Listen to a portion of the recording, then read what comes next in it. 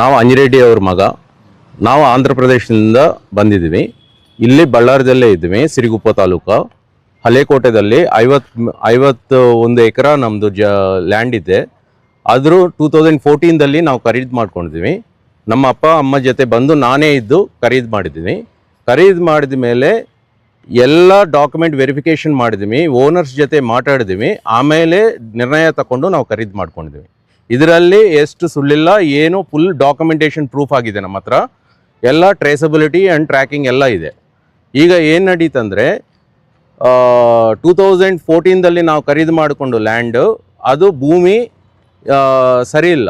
ಆ ಸರಿದಕ್ಕೆ ಒಂದು 4-5 ವರ್ಷ ನಮ್ಮ ಅಮ್ಮ ಅಪ್ಪ ಅವರು ಕೆಲಸ ಮಾಡಿದರು ಅದ್ರ ಭೂಮಿದಲ್ಲಿ.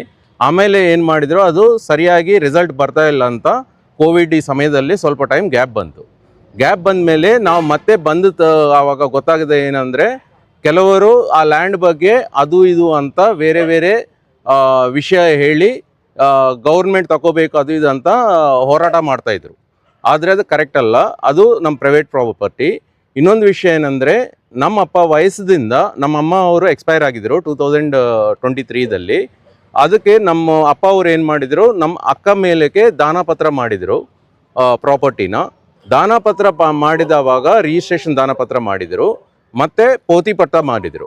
ಪೋತಿಪಟ್ಟ ಮಾಡಿದ ಮೇಲೆ ತಹಸೀಲ್ದಾರ್ ಅವ್ರಿಗೆ ರಿಕ್ವೆಸ್ಟ್ ಮಾಡಿದ್ದೀವಿ, ಯಾಕೆಂದರೆ RTCನಲ್ಲಿ ಎಂಟರ್ ಮಾಡೋದಕ್ಕೆ. ಈಗನೂ ನಮ್ಮ ಅಪ್ಪ ಅಮ್ಮ ಹೆಸರಿನಲ್ಲೇ RTC ಡಾಕ್ಯುಮೆಂಟ್ ಎಲ್ಲ ಐತೆ 2014ಇಂದ. ಅವ್ರು ಏನು ಮಾಡಿದರು, ವಿತೌಟ್ ವೆರಿಫಿಕೇಷನ್ ನಾವು ಲೆಟ್ರ್ ಎಲ್ಲ ಕೊಟ್ಟಿದ ಮೇಲೆ 1 ಮಂತ್ಗೆ ಟೈಮ್ ಸಿಕ್ಕುತ್ತೆ ಅವ್ರಿಗೆ. 15/2/2026 ನಾವು ಬಂದು ಅವ್ರು ಮೀಟ್ ಮಾಡಿದೆ, ಫೋಟೋಗ್ರಾಫು ವಿಡಿಯೋ ಎಲ್ಲ ಮಾಡಿದ್ವಿ. ಆದರೂ 11/3/2026 ಅವರು ಒಂದು ಆರ್ಡರ್ ಕೊಟ್ಟರು, without asking any clarification from us. She rejected our application blatantly saying that ಇವರೆಲ್ಲ ಸುಳ್ಳು ಅಂತ ಹೇಳಿ, ಇದೆಲ್ಲ ಫಾಲ್ಸ್ ಡಾಕ್ಯುಮೆಂಟೇಷನ್ ಅಂತ ಹೇಳಿ ರಿಜೆಕ್ಟ್ ಮಾಡಿದರು. ಈಗ ಅದು AC ಕೋರ್ಟ್ದಲ್ಲಿ ಅಪೀಲ್ಗೆ ಹಾಕಿದ್ದೀವಿ. ಇನ್ನೂ ನಂಬರ್ ಬಂದಿಲ್ಲ, ಅದಕ್ಕೋಸ್ಕರ ವೆಯ್ಟ್ ಮಾಡ್ತಾಯಿದ್ವಿ. ಇಷ್ಟೊತ್ತರದಲ್ಲಿ ನಾವು ಹೋಗಿ ನಮ್ಮ ಲ್ಯಾಂಡ್ದಲ್ಲಿ ಕೆಲಸ ಮಾಡ್ಕೊಳ್ತಾ ಇದ್ದಾವಾಗ ಕೆಲವರು ಬಂದು ಅಡ್ಡ ನಿಲ್ಲಿಸಿದ್ರು. ಅದಕ್ಕೂ ನಾವು ಪೊಲೀಸ್ ಸ್ಟೇಷನ್ ಹತ್ರ ಹೋಗಿ SP ಮೇಡಮ್ ಮೀಟ್ ಮಾಡಿ ಕೇಸ್ ಹಾಕಿದ್ವಿ. ಆ ಕೇಸ್ ಹಾಕಿದ ಮೇಲೆ ಅವರು ಮತ್ತೆ ನಮ್ಮ ಮೇಲೆ ವಾಪಸ್ ಬೇರೆ ಕೇಸ್ ಹಾಕಿದರು.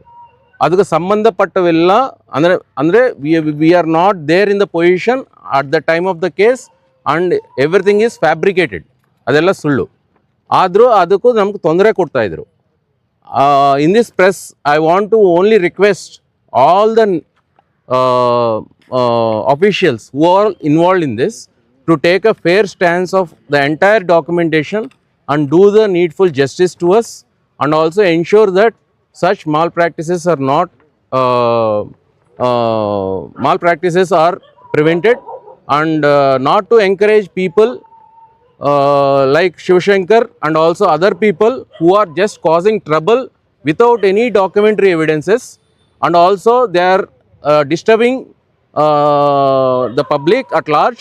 And not only that, there are poor farmers who are being suffered because of the actions of these people. ಅವ್ರು ಏನು ಮಾಡ್ತಾ ಇದ್ದಂದರೆ, ದುಡ್ಡು ತಗೊಂಡು ನಿಮ್ಗೆ ಲ್ಯಾಂಡ್ ಬರ್ತದೆ, ಅದು ಬರ್ತದೆ, ಇದು ಬರ್ತದೆ ಅಂತ ಹೇಳಿ ಏನು ಮಾಡ್ತಾ ಇದ್ದಾರೆ ಇವರು, ಪ್ರೊವೋಕ್ ಮಾಡಿ ಪೂರ್ ಫಾರ್ಮರ್ಸ್ನ, ಎಸ್ಪೆಷಲಿ ಫಾರ್ಮರ್ಸ್ನ, they are becoming the victims. ಅದು ತಪ್ಪದು. ಏನಂದರೆ ನಮ್ಮ ಹತ್ರ ಎಲ್ಲ ಟೋಟಲ್ ಬಿಗಿನಿಂಗಿಂದ ಬಂದು 2014ದಲ್ಲಿ ನಾವು ಖರೀದಿ ಮಾಡ್ಕೊಳ್ತಾ ಇದ್ದಾವಾಗ ನಮ್ಮ ಸಿಸ್ಟರ್ ಅವರು US ಅಲ್ಲಿದ್ದಾರೆ. ಅವರು ಎಂಕ್ವೈರಿ ಮಾಡಿದರು, ಪೂರಂ ಫ್ಯಾಮಿಲಿ ಹತ್ರ ಎಂಕ್ವೈರಿ ಮಾಡಿ ಇದು ನಿಜ ಅಂತ ತೀರ್ಕೊಂಡು ನಾವು ಪರ್ಚೇಸ್ ಮಾಡಿದೆ ಲ್ಯಾಂಡ್. ಇದರಲ್ಲಿ ಯಾವ ಡಿಸ್ಟರ್ಬೆನ್ಸ್ ಇಲ್ಲ, ಎಲ್ಲ ಕ್ಲಿಯರ್ ಕಟ್ ಡಾಕ್ಯುಮೆಂಟ್ ಇದೆ.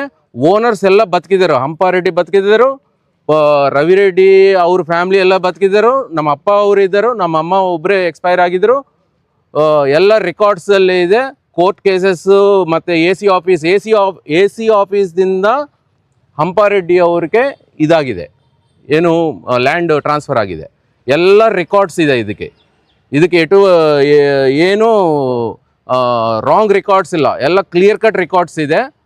And there is no legal aspect in this except Only recently, 2025 ending November 2026, the legal aspect came into picture only because the Tahsildar not performed her duty and she didn't take any cognizance of our appeal, means, and then she gave the reading with political pressure saying that all this is fake. So we have applied to Honorable JC, AC, Assistant Commissioner, who has promised that he will look into the matter, and we pray that he definitely does that, and we will get our support and due justice from all the persons, all the people involved. And regarding the fabrication of the cases, yes, we are there for the long time fighting out, and we can prove our innocence. And the saddest thing in this is, even the officials are getting blamed and involved in the false cases, even though they are fighting for true causes. That is the problematic thing.